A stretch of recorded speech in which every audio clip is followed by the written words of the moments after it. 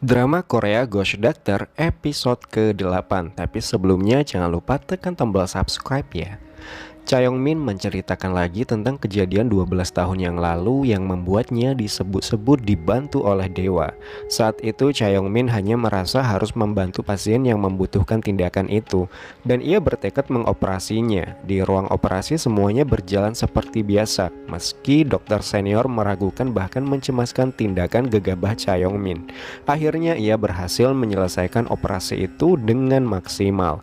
Demikianlah semuanya berjalan, begitu juga dengan Gosong Tak saat ini. Ia dihadapkan oleh pilihan antara menyelamatkan pasien atau membiarkannya begitu saja.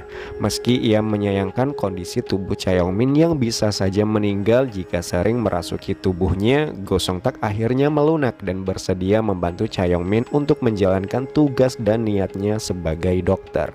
Malam itu operasi darurat akhirnya dilakukan oleh Gosong Tak dengan bantuan Kim Jae-won. Meski awalnya darah bercucuran, tapi Gosong Tak berhasil menyumbat sumberan darah yang mengotori jubah operasinya. Bahkan An Tae-hyun terkejut menerima fakta jika Gosong Tak melakukan operasi darurat itu. An Tae-hyun bahkan merasa merinding. Ia merasa ada makhluk lain yang mengawasinya. Han Sung-won memanfaatkan kelebihan Gosong Tak untuk mengancam ibu Gosong Tak. Pasalnya kelebihan Gosong Tak ini tidak akan bisa diterima di dunia medis, terlebih dia adalah seorang dokter yang mempunyai tanggung jawab atas keselamatan pasien. Han Sung-won memang mengetahui tentang Gosong Tak yang bisa melihat makhluk tak kasat mata saat usianya 8 tahun. Saat itu Han Sung-won melihat Gosong Tak berbicara dengan arwah seseorang. Han Sung-won bahkan menyelidiki dengan detail aktivitas Gosong Tak saat menempuh studi di Amerika. Ia mengatakan bahwa Gosong Tak rajin menemui dokter ahli saraf untuk mendiskusikan kelebihannya ini. Han Sung-won berpesan pada ibu Gosong Tak untuk tetap menjaga Gosong Tak atau ia akan mengusulkan Gosong Tak untuk dikeluarkan dari pusat medis Onsang. Ketua Jang dan Cha Yong-min menikmati waktu sore yang indah. Ketua Jang menyampaikan rasa terima kasih karena telah mengoperasinya, lalu menyampaikan permintaan maaf karena telah menghancurkan masa depannya yang cerah. Selama Jang Se-jin pindah ke Amerika, ternyata ia menolak semua dukungan yang diberikan. Jang Se-jin mengatakan jika ia tidak berhak menerima dukungan itu karena ia telah membuat hidup orang lain menderita. Ia telah meninggalkan hal yang paling berharga dalam hidupnya, maka ia tak boleh menikmati kemewahan. Cha Yong-min terdiam mendengar cerita ketua Jang tentang Jang Se-jin yang sebenarnya berat meninggalkan Cha Yong-min 12 tahun yang lalu. Gosong Tak menghampiri Jang Se-jin untuk memberitahu tentang kabar pemotor yang terlibat kecelakaan dengan Cha Yong-min. Namun Cha Yong-min mencegahnya dan mengatakan bahwa ketua Jang terlibat. Gosong Tak lantas mundur perlahan dan meninggalkan Jang Se-jin. Cha Yong-min mengatakan bahwa ketua Jang tidak ingin Jang Se-jin tahu bahwa semua ini adalah rencana saudara tirinya. Ketua Jang akan membawa dosa itu hingga ia meninggal. Gosong Tak marah karena ia dilarang menyelidiki kasus kecelakaan itu. Namun Cha Yong-min tetap memintanya diam. Meski ini adalah keputusan yang berat, ia harus menelan kepahitan itu. Akhirnya Jang Se-jin, Cha Yong-min, dan Gosong Tak bekerja sama untuk mencari tahu siapa di balik kasus ketua Jang ini. Mereka mengunggah berita tentang Jang Min-ho yang memanipulasi berita terkait kondisi ketua Jang. Sontak para wartawan berkumpul untuk menanyakan kebenarannya, namun Jang Min-ho tidak menghiraukan mereka. Jang Se-jin tengah mengelap tubuh ketua Jang saat Jang Min-ho masuk ke dalam ruangan itu. Jang Min-ho terkejut melihat keberadaan saudari tirinya itu. Beberapa saat kemudian Han Sung-won dan An Tae-hyun juga masuk ke dalam ruangan perawatan ketua Jang.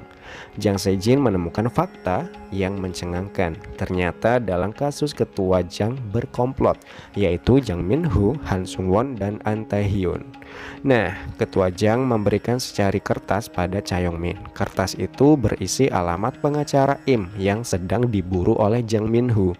Gosong Tak lantas meminta pengacara Im untuk menyampaikan isi wasiat ketua Jang. Ketua Jiang menjamin isi wasiat itu akan membuat Jiang Minhu serasa hidupnya terpenjara. Itulah hukuman yang diberikan oleh Ketua Jiang. Selain pembagian kekayaan, Ketua Jiang juga menuliskan wasiat tentang DNR yang ia tanda tangani. DNR ini adalah perintah menolak perawatan bantuan hidup dengan cara apapun. Nafas Jiang Sejin tersengal, dadanya sesak menerima permintaan ayahnya. Ia lantas meneteskan air mata sebelum proses kremasi itu. Jiang Sejin beserta dokter dan perawat lainnya melakukan pemeriksaan terlebih dahulu untuk memastikan bahwa anggota tubuh Ketua Jiang ini sudah tidak bisa tertolong lagi. Berita tentang Ketua Jiang tentu mempengaruhi pusat medis Onsang. Ibu Gosong Tak meminta Han Sung Won untuk membereskan kekacauan ini. Han Sung Won awalnya mengelak terlibat dalam kasus ini. Ia mengatakan bahwa ini murni kesalahan dokter. Namun Sung Miran tetap tidak percaya dan meminta Han Sung Won untuk berhati-hati dalam melangkah atau ia akan terjatuh lebih dalam. Dengan sangat terpaksa, Han Sung Won harus mengorbankan Dr. An Tae-hyun untuk mempertanggungjawabkan masalah ini. Han Sung Won tidak akan melaporkan An Tae-hyun pada polisi. An Tae-hyun diminta untuk meninggalkan rumah sakit dengan diam-diam agar masalah ini tidak meluas dan tidak mencuat ke permukaan publik. An Tae-hyun tentu berontak, namun ia tak bisa berbuat banyak. Nah, An Tae-hyun meminta Han Sung Won untuk menemuinya. Ia membawa lembar laporan operasi milik Cha Yong-min dan Go Sung Tak. Ia mengatakan bahwa di dalam tubuh Go Sung Tak ini terdapat roh Cha Yong-min.